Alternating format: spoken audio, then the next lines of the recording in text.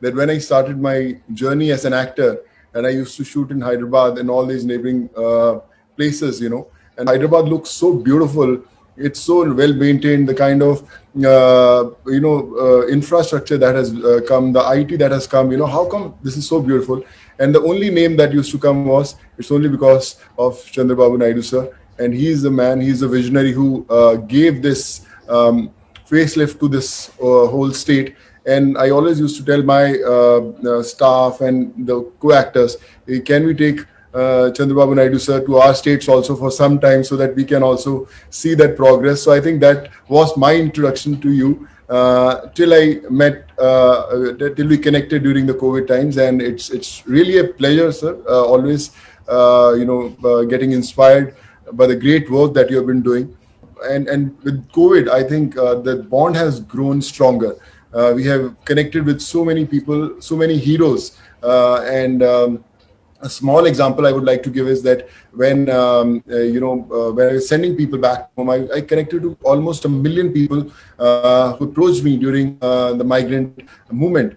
And and when once the first wave subsided, and these people had their education problems, their healthcare problems, and their employment. So I started this platform called Pravasi Rozgar, which was later, called Good Worker with Temasek. We've given employment to almost close to 2 lakh people, done almost 2,400 surgeries, many in Andhra and Telangana, most of them. And, obviously education also. And I realized that people thought that second wave has subsided and everything is coming to normal. Actually, second wave started even before the second wave actually began. The second wave for me was the problems that people had because of the first wave. They had lost their jobs. They didn't have money to feed their families. They didn't have employment. They didn't have money to get treated. So actually, we were living in that second wave. But the second wave, we again that hit the COVID thing where people were losing lives, and all these people that I connected during the first wave, all these people became my workforce. They said, sir, we are in Vikarabad, we are in Vijayawada, so how can we help? You had helped us go back to our homes. So they became my warriors. And I always used to say one thing, that we can only work if you are available 24/7. It's not that, okay, I'm busy, I can give 4 hours. I said, in the middle of night, someone has a medical emergency, I'm going to call you in the middle of night, that you have to help. This is a very one example that I would like to give. Varun is there also today in our forum. And, in the night at 2:30, once I got a image on my WhatsApp, which one image which said oxygen level 60. And there's no message from where that random WhatsApp became just a picture of that oximeter reading 60. So I called that guy and he said, where are you? He said, sir, I'm in Kokatpalli in Hyderabad, and this is my father's oxygen level, and I don't know whether he's going to survive or not. So I called Varun around 1:32, and whole night we were coordinating. We took him to the hospital. We gave him some emergency, oxygen levels. We improved, and then he was shifted to that hospital. And 4 days ago, he was discharged. And I said, can you send me the picture of your father? And the father was hale and hearty. And I thought that, if I would have thought that, should I call someone at 2 o'clock in the night or 3 o'clock, disturb a doctor or someone, so that gentleman wouldn't have survived. So my request to all of you is, when you need to call someone or you need to save a life, just call them. Don't think also. I have disturbed Chandrababu Naidu sir also once, in the middle of night. I messaged him, sir, please help. And someone from your team shifted a patient in the first wave from one hospital to other, and we got to save them. So the biggest lesson that I learned during these 15 months is that don't think so that we are not capable to do something. Sometimes a lot of people say, where to start, I don't know. How to help, I don't know. I'm financially not capable to help anyone. So how can I help? I'll become one big businessman, or I'll earn a lot of money, then I'll start my help. So my suggestion to all of those people is, don't underestimate your power.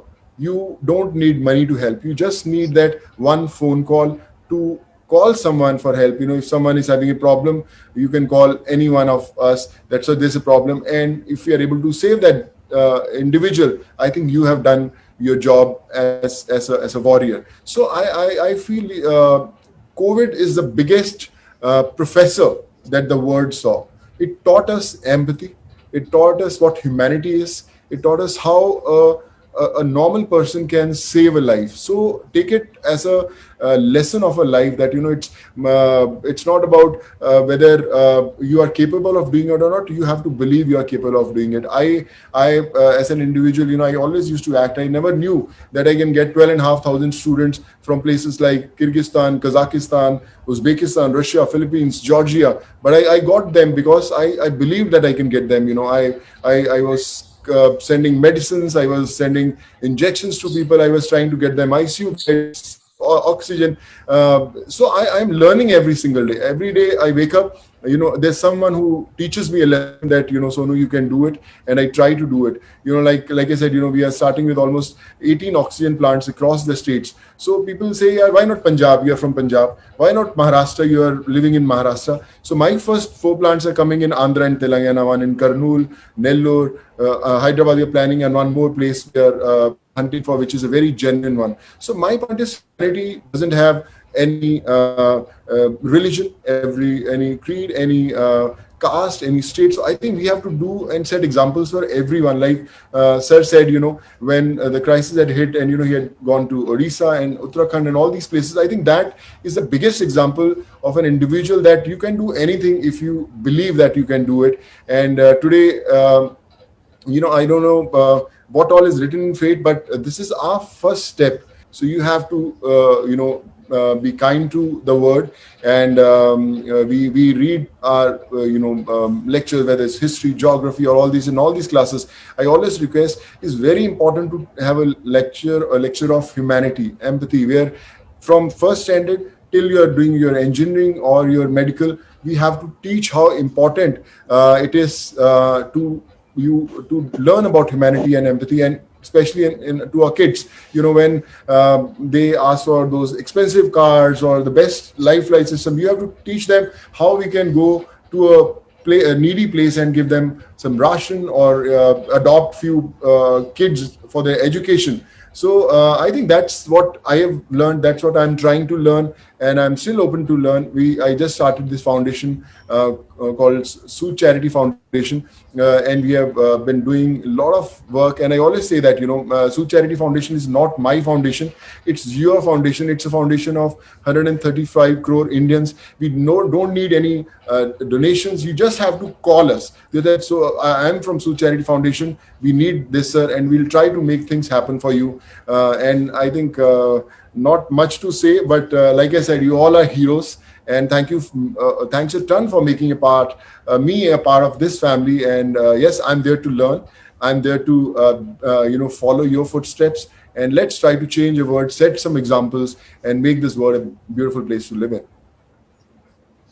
Thank you. Very nice of you. We'll meet. I look forward, sir. We will meet soon. Sir, coming forward. So looking forward, and I'll come and see you very, very soon there. I will come for you, sir. Earliest we'll meet. We'll work together. I'm very happy. Yes, I'm proud of you. Nation is proud of you. Sir, thank you so much. You are a great icon for serving the people when there is a need. Even everybody is taking some inspiration from you. As you rightly mentioned, there is no word impossible. Everything is possible.